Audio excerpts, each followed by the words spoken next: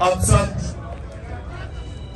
جتنے بھی لوگ بیٹھے ہیں، ہماری خواتین بھی، اللہ نے ہم سب میں لیڈر بننے کی صلاحیت دی ہے. کیونکہ یہ یاد رکھیں، ہم اللہ کی سب سے عظیم مخلوق ہیں، اشرف المخلوقات. تو جب اللہ نے فرشتوں کو کہا کہ انسان کے سامنے جھکو، اور جب ابلیس نے انکار کیا تو اللہ نے کہا فرشتوں کو کہ تمہیں بھی نہیں پتا کہ میں نے انسان کو کتنی صلاحیتیں دی ہوئی ہیں. مشکل اور مسئلہ یہ ہے کہ ہمیں بھی نہیں پتا کہ اللہ نے ہمیں کتنی صلاحیتیں دی ہیں. اور وہ کیوں نہیں پتا؟ کیونکہ ہر انسان کے سامنے دو راستے ہوتے ہیں. آپ جب نماز پڑھتے ہیں تو آپ صرف ایک چیز مانگتے ہیں کہ اللہ ان کے راستے پہ لگا جن کو تو نے نعمتیں بخشی. اس راستے پہ نہیں جو تباہی کا راستہ ہے. تو جو تباہی کا راستہ ہے، نوجوانوں سنو، یہ ہاتھ ادھر نہ لاؤ، سنو میری بات. تمہیں یہ یاد رکھو جو میں باتیں کہہ رہا ہوں، اور خاص طور پہ نوجوانوں کے لیے یہ آپ کی ساری زندگی کام آئیں گی اگر آپ کو سمجھ آ گئی. آپ کی سامنے ہمیشہ دو راستے ہوتے ہیں. ایک آپ کی عظمت کا راستہ ہے، ایک آپ کی تباہی کا راستہ ہے. اور نماز میں ہم مانگتے ہی ہیں کہ اللہ ہمیں وہ عظمت کا راستہ دے. مانگتے ہم نعمتوں کا راستہ ہے، اور چاہتے ہیں ہم وہ تباہی کا راستہ، کیونکہ وہ آسان راستہ لگتا ہے.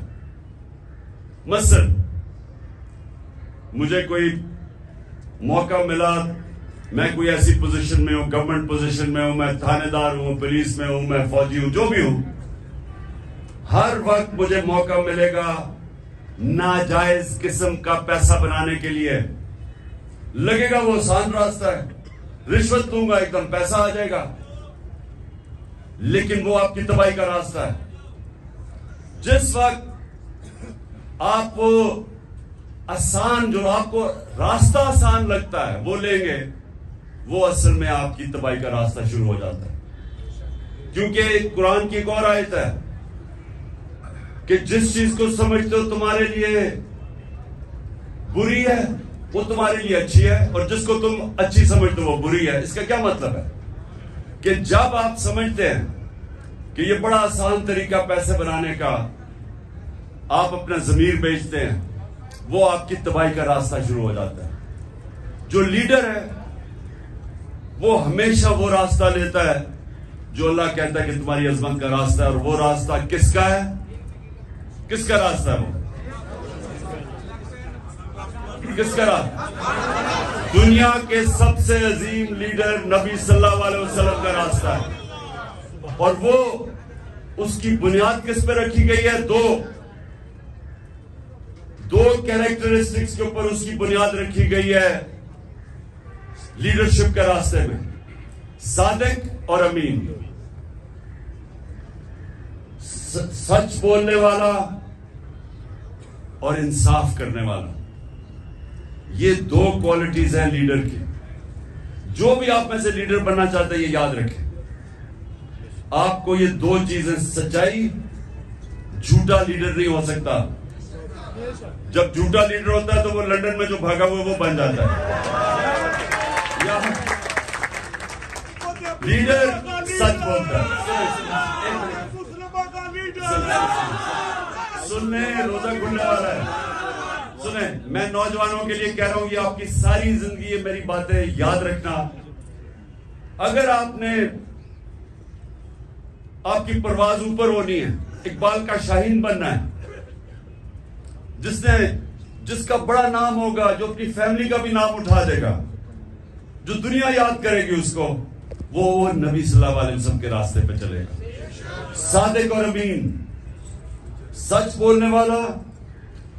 اور قرآن میں ہے کہ اگر اپنے ماں باپ ان کے خلاف، اپنے خلاف بھی اگر آپ کو انصاف کرنا پڑے، آپ انصاف کریں. اتنا زیادہ زور اللہ نے انصاف پہ دیا ہوا ہے. وہ لیڈرشپ کی، جب ایک لیڈر انصاف کرتا ہے اس کی عزت ہوتی ہے، اور لیڈر عزت کے بغیر لیڈر نہیں بنتا. تو یہ آپ نے باتیں یاد رکھنی ہیں. کئی دفعہ ہوتا ہے جی وہ میرا دوست کہہ رہا ہے تو چلے میں جھوٹ کا ساتھ دے دوں، میں سفارشی کسی کے لے لوں. جب آپ کسی کا مثلا آپ ٹیم سلیکشن میں سفارشی لے کے آتے ہیں تو آپ کسی کا حق مارتے ہیں. جب آپ حق مارتے ہیں اوپر والے کی برکت نہیں آتی، کیونکہ سارا کامیابی تو اوپر والا دیتا ہے. تو اللہ جب دیکھتا ہے کہ کسی کا کوئی حق مارا ہے، بدنیت ہے انسان، اس کو کامیابی نہیں ملتی.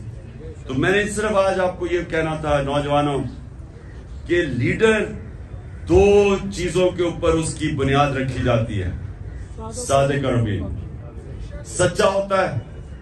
نبی صلی اللہ علیہ وسلم کے پاس ایک قریش آیا، کہتا جی میں 60 سال کا ہو گیا ہوں، میرے لیے مجھے کوئی ایک چیز بتائیں کہ میں مسلمان بھی ہو جاؤں اور میں اپنی عادتیں نہ چھوڑوں. میں اب 60 سال کا اپنی عادتیں نہیں چھوڑ سکتا. تو انہوں نے کہا اگر ایک چیز مسلمان ہونے کے لیے تو سچ بولو. سچ میں بڑی طاقت ہے، کیونکہ اللہ الحق ہے، اللہ سچ ہے.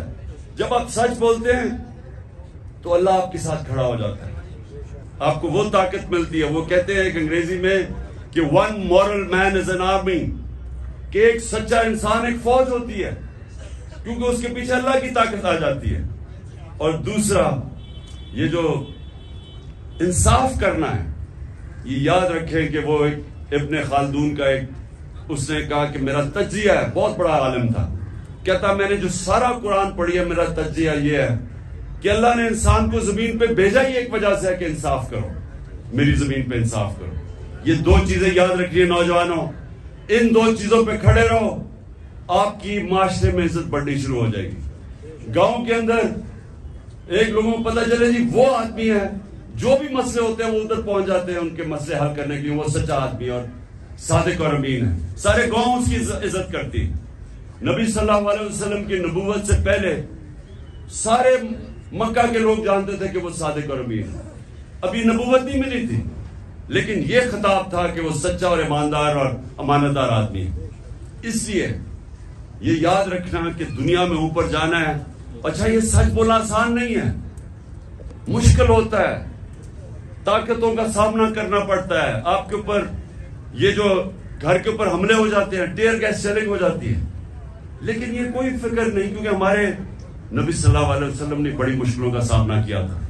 لیکن پھر ان کی جو آج عظمت ہے، اس لیے ہم آج جان دینے کے لیے اس لیے تیار ہیں کہ ان کے کیریکٹر کی وجہ سے کہ وہ رائے حق پہ کھڑے رہے اور آخر میں ساری دنیا ان کے ساتھ ہوگی. دعا کریں گے اور پھر انشاءاللہ روزہ کھولیں گے.